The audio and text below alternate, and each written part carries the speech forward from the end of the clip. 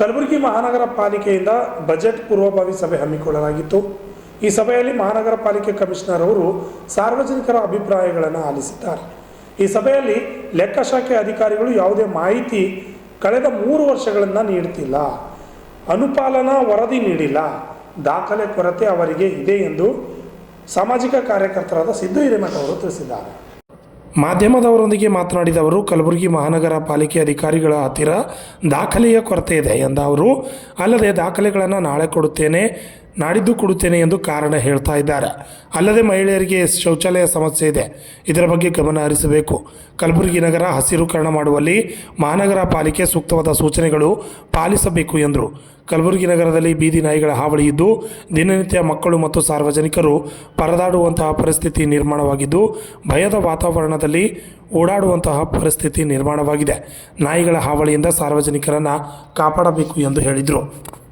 ಇನ್ನು ಕಲಬುರಗಿ ನಗರದಲ್ಲಿ L&T ಅವರಿಂದ ರಸ್ತೆಗಳು ಹಾಳಾಗುತ್ತಿವೆ, ಎಲ್ಲೆಂದರಲ್ಲಿ ಅಗೆದು ಸರಿಪಡಿಸುತ್ತಿಲ್ಲ, ರಸ್ತೆ ಕಟ್ಟಿಂಗ್ ಚಾರ್ಜ್ ನೀಡುತ್ತಿಲ್ಲ.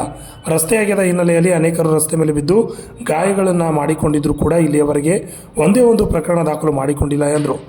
ಈ ಸಂದರ್ಭದಲ್ಲಿ ಉದ್ಯಾನವನಗಳ ಅತಿಕ್ರಮಣ ಬಗ್ಗೆ ಮಾತನಾಡಿ ಉದ್ಯಾನವನಗಳ ಅಭಿವೃದ್ಧಿ ಮಾಡಬೇಕು ಎಂದು ಮನವಿಯನ್ನು ಮಾಡಿರುವುದಾಗಿ ಅವರು ತಿಳಿಸಿದರು. Bureau report RJ32 Kannada news, Kalaburagi. ಎಲ್ಲರಿಗೂ ನಮಸ್ಕಾರ.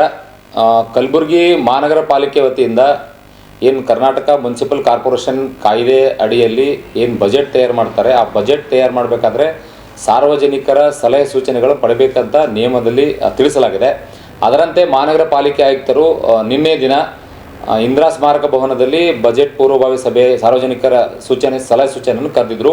ಅದರಂತೆ ನಾನು ಕೂಡ ಆ ಸಭೆಯಲ್ಲಿ ಭಾಗಿಯಾಗಿ ಹಲವಾರು ಸಲಹೆ ಸೂಚನೆಗಳು ನೀಡಿದ್ದೇನೆ. ಆದರೆ ಇನ್ನೊಂದು ಮುಖ್ಯವಾದ ಅಂಶವನ್ನು ನಾನು ಕಲಬುರಗಿ ನಗರದ ಜನತೆಗೆ ಏನು ತಿಳಿಸ್ತೀನಿ ಅಂದರೆ, ಮಹಾನಗರ ಪಾಲಿಕೆ ಆಯುಕ್ತರಾಗಿರ್ಬೋದು ಮತ್ತು ಅಲ್ಲಿಯ ಲೆಕ್ಕಶಾಖೆ ಸಿಬ್ಬಂದಿಗಳು ಅಧಿಕಾರಿಗಳು ಯಾವುದೇ ಮಾಹಿತಿ ನಾವು ಕಳೆದ 3 ವರ್ಷಗಳಿಂದನೂ ಕೂಡ ಈ ಬಜೆಟ್ ಪೂರ್ವಭಾವಿ ಸಭೆಗೆ ಹಾಜರಾಗಿ ಸಲಹೆ ಸೂಚನೆಗಳು ನೀಡ್ತಾ ಇದ್ದೇವೆ. ಕಲಬುರಗಿ ನಗರ ಯಾವ ಥರ ಅಭಿವೃದ್ಧಿ ಆಗಬೇಕು, ಯಾವುದಕ್ಕೆ ಹೆಚ್ಚಿನ ಮೂಲಭೂತ ಕೆಲಸಗಳಿಗೆ ಹೆಚ್ಚಿನ ಅನುದಾನ ಕೊಡಬೇಕಂತ ನಾವು ಹೇಳ್ತಾ ಇದ್ದೇವೆ. ಆದರೆ ಹಿಂದೆ ನಡೆದಂಥ ಸಭೆಯ ನಡಾವಳಿಗಳಿಗೆ ಅನುಪಾಲನಾ ವರದಿ ಅವರು ನಮಗೆ ತಿಳಿಸಲಿಲ್ಲ. ಅಲ್ಲಿ ದಾಖಲೆ ಕೊರತೆ ತುಂಬ ಎದ್ದು ಕಾಣ್ತಾ ಇತ್ತು. ನಾವು ನೀಡಿದ ಸಲಹೆಗಳಿಗೆ ಮಹಾನಗರ ಪಾಲಿಕೆ ಆಯುಕ್ತರು ಯಾವ ಥರ ಹೇಳ್ತಾ ಇದ್ದಾರೆ ಅಂದರೆ, ಇಲ್ಲ ನಾನು ನಿಮಗೆ ಆಮೇಲೆ ದಾಖಲೆ ಕೊಡ್ತೇನೆ, ತದನಂತರ ಕೊಡ್ತೇನೆ ಅಂತ ಹೇಳ್ತಾ ಇದ್ದಾರೆ ಅಷ್ಟೇ. ಈ ಥರ ಒಂದು ಏನು ಕಾಟಾಚಾರಕ್ಕಾಗಿ ಮಾಡಿದ ಸಭೆ ಅಂತ ಅನಿಸ್ತಾ ಇತ್ತು. ಆದರೂ ಕೂಡ ನಾನು ನಮ್ಮ ನಗರ ಅಭಿವೃದ್ಧಿ ಆಗಬೇಕು, ಏನೇನು ವಿಷಯಗಳು ಬೇಕಾಗಿತ್ತು, ಮುಖ್ಯವಾದ ವಿಷಯ ಶೌಚಾಲಯ, ಅದರಲ್ಲಿ ಮಹಿಳಾ ಶೌಚಾಲಯಗಳು ನಮ್ಮ ಮಹಾನಗರ ಪಾಲಿಕೆಯ 55 ವಾರ್ಡ್ಗಳಲ್ಲಿ ಎಲ್ಲೂ ಇಲ್ಲ. ಮುಖ್ಯ ರಸ್ತೆಯಲ್ಲಿ ಮಹಿಳಾ ಶೌಚಾಲಯ ಇಲ್ಲ, ತುಂಬ ಸಮಸ್ಯೆ ಇದೆ ಮಹಿಳೆಯರಿಗೆ. ಮೊದಲು ಮಹಿಳಾ ಶೌಚಾಲಯನ ಮಾಡಬೇಕು ಅಂತ ಹೇಳಿದೆ. ಆಮೇಲೆ ನಗರದ ಹಸಿರೀಕರಣ ಕಳೆದ ವರ್ಷಕ್ಕಿಂತ ಈ ವರ್ಷ ಈಗಾಗಲೇ ಬಿಸಿಲು ತುಂಬ ಪ್ರಾರಂಭವಾಗಿದೆ. ಇನ್ನೂ ನಾವು ಫೆಬ್ರವರಿಯಲ್ಲಿ ಇದ್ದೇವೆ, ಮಾರ್ಚ್ ಈಗ ಸ್ಟಾರ್ಟ್ ಆಗಿದ್ದು ಕೂಡ ಬಿಸಿಲು ತುಂಬ ಆಗ್ತಾಯಿದೆ. ಅದಕ್ಕೆ ಹಸಿರೀಕರಣ ಮಾಡಬೇಕಂದಾಗ ಮಹಾನಗರ ಪಾಲಿಕೆ ಆಯುಕ್ತರು ಹೇಳ್ತಾರೆ, ನಾವು 36,000 ಸಸಿಗಳನ್ನು ನೆಟ್ಟಿದ್ದೇವೆ ಅಂತ ಹೇಳ್ತಾರೆ. ಇದು ತುಂಬ ನಗುವಿನ ವಿಚಾರ. ನಗಬೇಕು ಅಂತ ಗೊತ್ತಾಗ್ತಾಯಿಲ್ಲ, ಎಲ್ಲಿ ನಟ್ಟಿದ್ದಾರೆ ಅಂತ ಗೊತ್ತಿಲ್ಲ. ಕೆಲವೊಂದು ಸಸಿಗಳು ನಟ್ಟಿದ್ದಾರೆ, ಅದಕ್ಕೆ ನೀರು ಹಾಕ್ತಾ ಇಲ್ಲ, ಅದಕ್ಕೆ ಮೇಂಟೆನೆನ್ಸ್ ಇಲ್ಲ ಅಂತ ನಂಗೆ ಅನಿಸ್ತಾ ಇದೆ. ಆದರೂ ಕೂಡ ಸಾರ್ವಜನಿಕರ ಸಹಭಾಗಿತ್ವದಲ್ಲಿ ಅವ್ರು ಕೆಲಸ ಮಾಡಿದರೆ ಅದರಲ್ಲಿ ಎಲ್ಲರ ಜವಾಬ್ದಾರಿ ಇದೆ. ನಂದು ಜವಾಬ್ದಾರಿ ಇದೆ ಮತ್ತು ಪಾಲಿಕೆ ಜವಾಬ್ದಾರಿ ಇದೆ. ಹಾಗಾಗಿ ನಾವು ಕಟ್ತಾ ಇರುವ ತೆರಿಗೆ ಹಣಕ್ಕೆ ಅವರು ಪಾರದರ್ಶಕವಾದ ಆಡಳಿತ ನೀಡಬೇಕು ಮತ್ತು ಪಾರದರ್ಶಕವಾಗಿ ಖರ್ಚು ಮಾಡಬೇಕಂತ ನಾವು ಕೂಡ ಸಲಹೆ ನೀಡಿದೆವು. ಮತ್ತೊಂದು ವಿಷಯ ಅಂದರೆ, ಒಂದು ಗಂಭೀರ ವಿಷಯ ಅಂದರೆ, ಕಲಬುರಗಿ ನಗರದಲ್ಲಿ ಬೀದಿ ನಾಯಿಗಳ ಹಾವಳಿ ಆಗಿದೆ. 2-3 ದಿನಕ್ಕೊಂದು ಸಲ ಮಕ್ಕಳಿಗೆ ಬೀದಿ ನಾಯಿ ಕಚ್ಚಿಬಿಟ್ಟು ಅವುಗಳು ಆಸ್ಪತ್ರೆ ಅಡ್ಮಿಟ್ ಆಗ್ತಾ ಇದ್ದಾರೆ. ಪಾಲಕರಿಗೆ ತುಂಬ ದೊಡ್ಡ ಸಮಸ್ಯೆ ಆಗಿದೆ ಮತ್ತು ಎಲ್ಲಿ ಹೋದರೂ ಕೂಡ ಇದೊಂದು ಗಂಭೀರ ಸಮಸ್ಯೆ. ಅದಕ್ಕೆ ಒಂದು ಪರಿಹಾರ ಕೊಡ್ತಾ ಇದ್ದಾರೆ. ಇದನ್ನು ಸಂಪೂರ್ಣವಾಗಿ ನಿಯಂತ್ರಣ ಮಾಡಬೇಕು, ಸೈಂಟಿಫಿಕ್ ಆಗಿ ಏನು ನಾಯಿಗಳ ಸಂತಾನಹರಣ ಚಿಕಿತ್ಸೆ ಮಾಡಬೇಕು ಅಂತ ನಾನು ಅದಕ್ಕೊಂದು ಹೆಚ್ಚಿನ ಬಜೆಟ್ ಇಡಬೇಕು.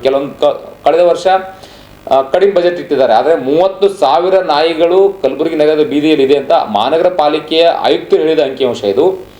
ಇಷ್ಟು 30,000 ನಾಯಿಗಳಿಗೆ ಸಂತಾನಹರಣ ಚಿಕಿತ್ಸೆ ಮಾಡೋದು ತುಂಬ ಗಂಭೀರವಾದ ವಿಚಾರ. ಇದು ಸಾಧ್ಯವಿಲ್ಲದ ವಿಚಾರ ಕೂಡ ಇದೆ. ಆದರೂ ಕೂಡ ಒಂದು ಒಳ್ಳೆಯ ಬಜೆಟ್ ಅದಕ್ಕಿಟ್ಟು ಯಾವ ಥರ ಇದೆ, ಒಂದು ಸೈಂಟಿಫಿಕ್ ಆಗಿ ಆ್ಯನಿಮಲ್ ಬರ್ತ್ ಕಂಟ್ರೋಲ್ ಪ್ರೋಗ್ರಾಮ್ ಮಾಡಿದ್ರೆ ಈ ಬೀದಿ ನಾಯಿಗಳ ಹಾವಳಿ ಕಡಿಮೆ ಆಗುತ್ತೆ ಅಂತ ನಾನು ಸಲಹೆ ನೀಡಿದ್ದೇನೆ.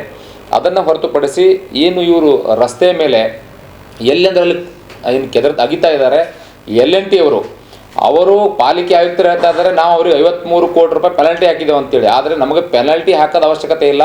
ಹೇಗೆ BBMP ಅವರು ಟರ್ಮಿನೇಟ್ ಮಾಡಿದ್ದಾರೆ ಈ L&T ಅವರನ್ನು ಇವರು ಮಾಡ್ತಾ ಇರೋ ಕಾಮಗಾರಿ ಜನರಿಗೆ ಸಮಸ್ಯೆ ಆಗ್ತಾ ಇದೆ. ಪ್ರತಿಯೊಂದು ರಸ್ತೆ ಹೆಂಗೆ ಬೇಕು ಹಂಗೆ ಅಗದಿದ್ದಾರೆ, ಎಲ್ಲಿ ಬೇಕಲ್ಲಿ ಇಟ್ಟಿದ್ದಾರೆ, ಎಷ್ಟೋ ಜನ ಬಿದ್ದಿದ್ದಾರೆ, ಕಾಲು ಕೂಡ ಮುರ್ಕೊಂಡಿದ್ದಾರೆ. ಆದರೆ L&T ಅವರಿಗೆ ಯಾವುದೇ ಸ್ಟ್ರಿಕ್ಟ್ ಆ್ಯಕ್ಷನ್ ಮಾನ್ಯ ಸಚಿವರು ಕೂಡ ಮಾಡ್ತಾ ಇಲ್ಲ. ಅವರು ಹೇಳಿದ್ದಾರೆ ನಾವು ಮುಖ್ಯಮಂತ್ರಿಯವರ ನೇತೃತ್ವದಲ್ಲಿ ಸಭೆ ಮಾಡಿದ್ದೀವಿ ಅಂತೇಳಿ. ಆದರೆ ಅವರ ಮೇಲೆ ಕಠಿಣವಾದ ಶಿಕ್ಷೆ ಆಗಬೇಕು. ರಸ್ತೆ ಎಗ್ಗಿಲ್ಲದೆ ಕೆದರ್ತಾ ಇದ್ದಾರೆ, ಎಲ್ಲಿ ಬೇಕಲ್ಲಿ ಕೆದರ್ತಾ ಇದ್ದಾರೆ, ಅದನ್ನು ಸರಿಪಡಿಸ್ತಾ ಇಲ್ಲ. ರೋಡ್ ಕಟಿಂಗ್ ಚಾರ್ಜ್ ಕೂಡ ಕಟ್ತಾ ಇಲ್ಲ. ಅವರ ಏನು ಮೆಮೊರಂಡಮ್ ಆಫ್ MOU ಏನಿದೆ ಅದರ ಪ್ರಕಾರ ಅವರು ಕೆಲಸ ಮಾಡ್ತಾ ಇಲ್ಲ. ಅವರು ಸಬ್ ಲೀಸ್ ಕೂಡ ಕೊಟ್ಟಿದ್ದಾರೆ ಕಾಮಗಾರಿ ಅಂತ. ನಾನು ಈಗಾಗಲೇ ದೂರು ಕೊಟ್ಟು 1 ವರ್ಷ ಆಗಿದೆ. ಆದರೆ L&T ಅವರ ಮೇಲೆ ಕಠಿಣ ಕ್ರಮ ತೆಗೆದುಕೊಳ್ತಾ ಇಲ್ಲ. ಅವರ ಮೇಲೆ ಕ್ರಿಮಿನಲ್ ಮೊಕದ್ದಮೆ ಇಲ್ಲಿವರೆಗೂ ದಾಖಲಾಗಿಲ್ಲ.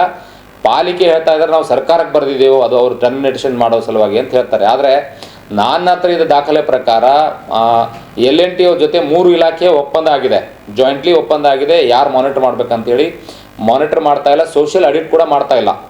L&T ಅವ್ರಿಗೆ ಕೆದರಬೇಕಾದ್ರೆ ಒಂದು ಬೋರ್ಡ್ ಹಾಕಬೇಕು, ಯಾವ ಕಾಮಗಾರಿ ನಡೀತಾ ಇದೆ, ಎಷ್ಟು ದಿನದಲ್ಲಿ ಆಗುತ್ತೆ, ಸಾರ್ವಜನಿಕರು ಏನು ಮುಂಜಾಗ್ರತೆ ಕ್ರಮ ತಗೋಬೇಕು ಅವೆಲ್ಲ ಅವ್ರು ಮಾಡಬೇಕು. ಅದು ಮಾಡ್ತಾ ಇಲ್ಲ. ಸೊ ಅದು ತುಂಬ ಗಂಭೀರ ವಿಚಾರ. ಇದರಿಂದ ರಸ್ತೆಗಳು ಈಗಾಗಲೇ ಹಾಳಾಗಿ ಹೋಗಿವೆ, ಮತ್ತು ಇವ್ರ ಕೆದರದಿಂದ ಹಾಳಾಗಿ ಹೋಗುತ್ತೆ ಅಂತ ನಾನು ಸಲಹೆ ನೀಡಿದ್ದೇನೆ. ಇದಕ್ಕೆ ಸರಿಯಾದ ಕಟ್ಟುನಿಟ್ಟಿನ ಕ್ರಮ ತೆಗೆದುಕೊಂಡು ಮುಂಜಾಗ್ರತೆ ಕ್ರಮ ವಹಿಸಿ ರಸ್ತೆಗಳನ್ನ ಅಗಿಬೇಕು. ಅದನ್ನು ಆ್ಯಸ್ ಯೂಶುವಲ್ ಸರಿಪಡಿಸಿದ್ರೆ ಸಾರ್ವಜನಿಕರ ಸಂಚಾರಕ್ಕೆ ತುಂಬ ಒಳ್ಳೆಯದಾಗುತ್ತೆ ಅಂತ ನಾನು ಸಲಹೆ ನೀಡಿದ್ದೇನೆ. ಆಮೇಲೆ ಹಸಿರೀಕರಣಕ್ಕೆ ಒತ್ತು ಕೊಡಬೇಕು ಈ ಸಲ. ಮತ್ತು ಸಾರ್ವಜನಿಕ ಉದ್ಯಾನವನಗಳು ಸುಮಾರು 220 ಮಹಾನಗರ ಪಾಲಿಕೆಯಲ್ಲಿ ಉದ್ಯಾನವನಗಳಿದೆ. ಅದರಲ್ಲಿ ಎಷ್ಟೋ ಉದ್ಯಾನಗಳು ಅತಿಕ್ರಮಣ ಆಗಿದ್ದಾವೆ. ಅದನ್ನು ಹೊರತುಪಡಿಸಿ ಉದ್ಯಾನವನ ಅಭಿವೃದ್ಧಿ ಇವ್ರು ಮಾಡ್ತಾ ಇಲ್ಲ. ಕೆಲವೊಂದು ಏರಿಯಾದಲ್ಲಿ ತುಂಬ ಅಚ್ಚುಕಟ್ಟಾಗಿ ಸೌಂದರ್ಯೀಕರಣ ಉದ್ಯಾನವನ ಮಾಡಿದ್ದಾರೆ. ಅದು ಎಕ್ಸಾಂಪಲ್ಲು ಮೈಬೂಬ್ ಗುಲ್ಶನ್ ಗಾರ್ಡನ್ ಇರ್ಬೋದು, ಮತ್ತು ಸ್ವಸ್ತಿಕ್ ನಗರದಲ್ಲಿ ಏನು ಗಾರ್ಡನ್ ಇದೆ ಆ ಥರ ಗಾರ್ಡನ್ ಮಾಡಿ ಖಾಸಗಿ ಸಹಭಾಗಿತ್ವದಲ್ಲಿ ಮಾಡಿದರೆ ಅಲ್ಲಿ ಒಂದು ಮಿನಿಮಮ್ ಫೀಸ್ ಇಟ್ಟರೆ ಆ ಏರಿಯಾ ಜನರಿಗೆ ಉಪಯೋಗ ಆಗುತ್ತೆ ಅಂತ ನಾವು ಸಲಹೆ ನೀಡಿದ್ದೇವೆ. ಅದಕ್ಕೆ ಮಹಾನಗರ ಪಾಲಿಕೆ ಆಯುಕ್ತರು ನಾವು ನೀಡಿದ ಸಲಹೆಗಳನ್ನು ಎಲ್ಲನೂ ಪಾಸಿಟಿವ್ ಆಗಿ ತೆಗೆದುಕೊಂಡಿದ್ದಾರೆ. ಕಮಿಟಿಗೆ ನಾನು ಶಿಫಾರಸು ಮಾಡ್ತೇನೆ, ನಾವೆಲ್ಲರೂ ಕೂಡಿ ನಗರದ ಅಭಿವೃದ್ಧಿ ಮತ್ತು ಸೌಂದರ್ಯೀಕರಣಕ್ಕೆ ಹೆಚ್ಚು ಒತ್ತು ಕೊಡೋಣ ಅಂತ ಹೇಳಿದ್ದಾರೆ.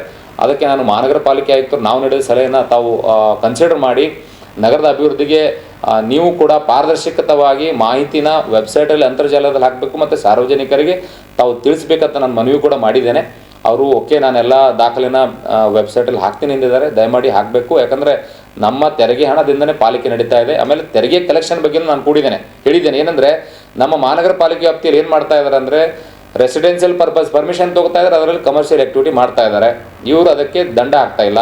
10,000 ಸ್ಕ್ವೇರ್ ಫೀಟಲ್ಲಿ ಬಿಲ್ಟ್ ಏರಿಯಾ ಇರುತ್ತೆ, ಇವ್ರು ಕಟ್ತಾ ಇರೋದು ಕೇವಲ 300-400 ಸ್ಕ್ವೇರ್ ಫೀಟ್ ಏರಿಯಾ ಟ್ಯಾಕ್ಸ್ ಕಟ್ತಾ ಇದ್ದಾರೆ. ಅಲ್ಲಿ ನಮಗೆ ಲಕ್ಷಾಂತರ ರೂಪಾಯಿ ತೆರಿಗೆ ವಂಚನೆ ಆಗ್ತಾ ಇದೆ. ಇದಕ್ಕೆ ಒಂದು ಟಾಸ್ಕ್ ಫೋರ್ಸ್ ಒಂದು ತಂಡ ಮಾಡಿ ತಾವು ಎಲ್ಲ ಕಡೆ ಬಿಟ್ಟರೆ ಇದರಿಂದ ನಮ್ಮ ಪಾಲಿಕೆ ಆದಾಯ ಚೆನ್ನಾಗಿ ಬಂದರೆ ನಮ್ಮ ಅಭಿವೃದ್ಧಿ ಆಗುತ್ತೆ ಅಂತ ನಾನು ಸಲಹೆ ನೀಡಿದ್ದೇನೆ. ಇನ್ನೊಂದು ಏನಂದರೆ ಆಯುಕ್ತರು ಏನು ಹೇಳಿದರೆ ನಾವು ಸ್ವಸಹಾಯ ಸಂಘ ಗುಂಪುಗಳಿಗೆ ಒಂದು ಟೆಂಡರ್ ಕರೆದಿದ್ದೇವೆ, ಅವರಿಂದನೇ ಒಂದು ತೆರಿಗೆ ಸಂಗ್ರಹ ಮಾಡೋ ಕೆಲಸ ನಾವು ಮಾಡ್ತಾ ಇದ್ದೀವಿ ಅಂತ ಹೇಳಿದ್ದಾರೆ.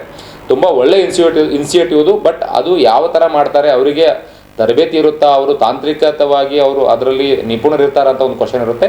ಅವರನ್ನು ತರಬೇತಿ ಕೊಟ್ಟರೆ ಮಹಿಳಾ ಸ್ವಸಹಾಯ ಸಂಘದವರು ಮಾಡ್ಬೋದು ಅಂತ ನಂದು ಆಶೆ ಇದೆ. ತುಂಬ ಒಳ್ಳೆಯ ಇನಿಷಿಯೇಟಿವ್ ತೊಗೋತಾ ಇದ್ದಾರೆ. ಒಟ್ಟಾರೆ ನಮ್ಮದು ಉದ್ದೇಶ ಏನಂದರೆ ನಗರದ ಅಭಿವೃದ್ಧಿ ಆಗಬೇಕು, ಸೌಂದರ್ಯವಾಗಿ ಕಾಣಬೇಕು, ಜನರಿಗೆ ಸಮಸ್ಯೆ ಯಾವುದಾಗಬಾರ್ದು, ನೀರು ಶುದ್ಧವಾದ ನೀರು ಕೊಡಬೇಕು. ಶುದ್ಧವಾದ ನೀರು ಕೊಡ್ತಾ ಇಲ್ಲ. L&T ಅವರು ಟೋಟಲಿ ವಿಫಲರಾಗಿದ್ದಾರೆ. ಅವ್ರ ಮೇಲೆ ಕ್ರಮ ತೆಗೆದುಕೊಳ್ಳ ಅಂತ ಹಲವಾರು ಜನರು ಕೂಡ ಸಮಸ್ಯೆಯಲ್ಲಿ ಹೇಳಿದರು.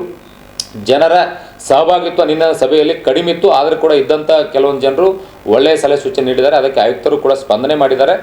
ನಾನು ಇದನ್ನು ಅಳವಡಿಸ್ತೇವೆ ಅಂಥೇಳಿ. ಬಟ್ ಹಿಂದಿನ ಸಭೆಯ ಯಾವುದೇ ನಡಾವಳಿಯ ಅನುಪಾಲನಾ ವರದಿ ನಮಗೆ ಕೊಟ್ಟಿಲ್ಲ. ನಮಗೆ ತುಂಬ ಬೇಜಾರಿದೆ. ಕಾಟಾಚಾರಕ್ಕೆ ಇವರು ಸಭೆ ಮಾಡಿದ್ದಾರೆ ಅಂತ ಅನಿಸ್ತು ನನಗೆ. ಆದರೂ ಕೂಡ ಅವ್ರು ವೆಬ್ಸೈಟಲ್ಲಿ ಹಾಕ್ತೀನಿ ಅಂತ ನಮಗೆ ಆಶ್ವಾಸನೆ ಕೊಟ್ಟಿದ್ದಾರೆ. ಅದನ್ನು ನಾವು ನೋಡಬೇಕಾಗಿದೆ. ಇದಕ್ಕೆ ನಾನು ಸಾರ್ವಜನಿಕರಿಗೆ ಏನು ಹೇಳ್ತೀನಿ ಅಂದರೆ ತಾವು ಇಂಥ ಸಭೆಗೆ ಬರೀ ಫೇಸ್ಬುಕ್ ವಾಟ್ಸಪ್ಪಲ್ಲೇ ಭ್ರಷ್ಟಾಚಾರ ಆಗಿದೆ ಅದು ಆಗಿದೆ ಅಂದ್ರೆ ಅಲ್ಲ, ಇಂಥ ಸಭೆಗಳಲ್ಲಿ ಬಂದು ನಿಮ್ಮ ಅಮೂಲ್ಯವಾದ ಒಂದು ಸಲಹೆಗಳು ನೀಡಿದರೆ ಪಾಲಿಕೆ ಜನರ ಸಹಭಾಗಿತ್ವದಲ್ಲಿ ಕೆಲಸ ಮಾಡಿದ್ರೆ ಒಂದು ಅಭಿವೃದ್ಧಿ ಆಗ್ಬೋದು ಅಂತ ನನ್ನೊಂದು ಉದ್ದೇಶ ಇದೆ. ಸೊ ಇಂಥ ಸಭೆಗೆ ಹೆಚ್ಚಿನ ಸಂಖ್ಯೆಯಲ್ಲಿ ಎಲ್ಲ ಪತ್ರಿಕೆಯಲ್ಲಿ ಕೊಟ್ಟಿದ್ದಾರೆ, ಸೋಷಿಯಲ್ ಮೀಡಿಯಾದಲ್ಲಿ ಕೂಡ ಅವ್ರು ಹಾಕಿದ್ರು ಕೂಡ ಜನರು ಬಂದಿಲ್ಲ ಅಂದರೆ ಬರೀ ಸೋಷಿಯಲ್ ಮೀಡಿಯಾದಲ್ಲಿ ವಿರೋಧ ಮಾಡೋದು ಅಧಿಕಾರಿಗಳಿಗೆ ಮತ್ತು ಇದು ಆಗಿಲ್ಲ ಅದು ಆಗಿಲ್ಲ ಅಂತ ಹೇಳೋದನ್ನು ಬಿಟ್ಟು ಈ ಥರ ಸಲಹೆಗಳನ್ನು ಕೊಟ್ಟು ಡಾಕ್ಯುಮೆಂಟ್ರಿಯಲ್ಲಿ ಇದ್ದಾಗ ನಮಗೊಂದು ಅಭಿವೃದ್ಧಿಗೆ ನಾವು ಕೈ ಜೋಡಿಸಿದಾಗ ಆಗುತ್ತೆ ಅಂತ ನಾನು ಕೇಳ್ತಾ, ಮುಂದಿನ ದಿನಗಳಲ್ಲಿ ಕೂಡ ಮಹಾನಗರ ಪಾಲಿಕೆ ಆಯುಕ್ತರಿಗೆ ನಾನೊಂದು ಮನವಿ ಮಾಡ್ತೇನೆ. ಎಲ್ಲ ಬಜೆಟ್ ಖರ್ಚು ವೆಚ್ಚಗಳಿರ್ಬೋದು ಮತ್ತು ಅನುದಾನ ಬಂದಿದ್ದನ್ನು ವೆಬ್ಸೈಟಲ್ಲೇ ತಾವು ದಯಮಾಡಿ ಅಂತರ್ಜಾಲದಲ್ಲಿ ಹಾಕಿ ಎಲ್ಲರಿಗೂ ಸಾರ್ವಜನಿಕರಿಗೆ ಕಾಣುವಾಗಿ ಆದರೆ ಇದೊಂದು ಪಾರದರ್ಶಕವಾದ ಆಡಳಿತ ನಮ್ಮ ಮಹಾನಗರ ಪಾಲಿಕೆ ವ್ಯಾಪ್ತಿಯಿಂದ ಆಗುತ್ತೆ ಅಂತ ನಾವು ಅಂದ್ಕೊಂಡಿದ್ದೇವೆ. ಭ್ರಷ್ಟಾಚಾರನ ಕಡಿವಾಣ ಹಾಕಬೇಕು. ಅಲ್ಲೇನು ಅಕ್ರಮಗಳು ನಡೀತಾ ಇದೆ, ಕಳೆದ ಒಂದು ತಿಂಗಳಿಂದ ಅಲ್ಲಿದ್ದಂಥ ಮಹಾನಗರ ಪಾಲಿಕೆ ಆಪ್ತ ಸಹಾಯಕನೇ ಚೆಕ್ಗಳನ್ನು ದುರುಪಯೋಗ ಮಾಡಿ ಕೋಟ್ಯಾಂತರ ರೂಪಾಯಿ ಮಾಡಿದ್ರು. ಇಂಥ ಪ್ರಕರಣ ಆಗಬಾರ್ದು. ಮತ್ತು ಪೌರ ಕಾರ್ಮಿಕರಿಗೆ ಕೂಡ ಸರಿಯಾದ ಸಮಯದಲ್ಲಿ ಒಳ್ಳೆಯ ವೇತನ ಏನಿದೆ ಅವ್ರ ವೇತನ ಪಾವತಿ ಮಾಡಬೇಕು. ತೆರಿಗೆ ಸಂಗ್ರಹ ಮಾಡಿದ್ರೆ ಅವರಿಗೆ ಪಾವತಿ ಮಾಡೋಕ್ಕೆ ಒಳ್ಳೆಯದಾಗುತ್ತಂತ ನಾನು ಕೂಡ ಸಲಹೆ ಕೊಟ್ಟಿದ್ದೇನೆ. ಒಟ್ಟಾರೆಯಾಗಿ ಅದಕ್ಕೆ ಸ್ಪಂದನೆ ಮಾಡಿದರೆ ತುಂಬ ಖುಷಿ ಇದೆ. ನೋಡೋಣ ಬಜೆಟ್ ಆದಮೇಲೆ ಮತ್ತೆ ಯಾವುದಾದಕ್ಕೆ ನಿಗದಿ ಮಾಡ್ತಾರೆ ಅಂತ ನಾವು ಕಾಯ್ದು ನೋಡಬೇಕಾಗಿದೆ. ಸರ್, ಈಗ ಲಾಸ್ಟ್ ಒಂದು ಇನ್ಸಿಡೆಂಟ್ ಆಗಿತ್ತು, ಬಾಲ್ಕ ಕರೆಂಟ್ ಹೊಡೆದು ಶಾಕ್ ಹೊಡೆದು ಒಂದು ಕೇಸ್ ಆಗಿತ್ತು. ಆ ಕೇಸ್ ಬಗ್ಗೆ ಏನಾದರೂ ಅಲ್ಲಿ ಚರ್ಚೆ ಮಾಡಿದ್ದಾರೆ? ನೋಡಿ, ನಾವು ಒಟ್ಟಾರೆಯಾಗಿ ಆ ಕೇಸ್ ಬಗ್ಗೆ ಪರ್ಟಿಕ್ಯುಲರ್ ಕೇಸ್ ಬಗ್ಗೆ ಚರ್ಚೆ ಆಗಿಲ್ಲ. ಬಟ್ ನಾನೇನು ಹೇಳಿದ್ದೇನೆ ಅಂದರೆ, ಈ ಅನಧಿಕೃತ ವೈರ್ಗಳೇನು ಹಾಕಿದ್ದಾರೆ ಇವುಗಳನ್ನ ತೆಗೆದು ಹಾಕಬೇಕು ಅಂತ ಹೇಳಿದ್ರೆ, ಇವ್ರು ಯಾರೂ ಕೂಡ ಮಹಾನಗರ ಪಾಲಿಕೆಯವರಾಗಿರ್ಬೋದು, ಜೆಸ್ಕಾಂ ಇಂಜಿನಿಯರ್ಗಳು ಇದಕ್ಕೆ ಕೈ ಹಾಕ್ತಾ ಇಲ್ಲ. ಬಟ್ ನನಗೇನು ಅನ್ನಿಸ್ತಾ ಇದೆ ಅಂದರೆ, ಅವ್ರು ಹೇಳ್ತಾ ಇದ್ದಾರೆ ನಮಗೆ ರಾಜಕಾರಣಿಗಳು ಒತ್ತಡ ಇದೆ ಅಂತ ಹೇಳ್ತಾ ಇದ್ದಾರೆ. ಮಾನ್ಯ ರಾಜಕಾರಣಿಗಳಿಗೆ ನಾನು ಹೇಳ್ತೇನೆ, ನಿಮಗೆ ನಗರದ ಸಾರ್ವಜನಿಕರ ಜೀವನದ ಜೊತೆ ಚೆಲ್ಲಾಟ ಆಡ್ತಾ ಇದ್ದೀರಾ, ಅವ್ರ ಜೀವನ ಚೆನ್ನಾಗಿರ್ಬೇಕಂತ ನಿಮ್ಗೆ ಇಷ್ಟ ಇಲ್ವಾ ಅಂತ ನನಗೊಂದು ಪ್ರಶ್ನೆ ಇದೆ.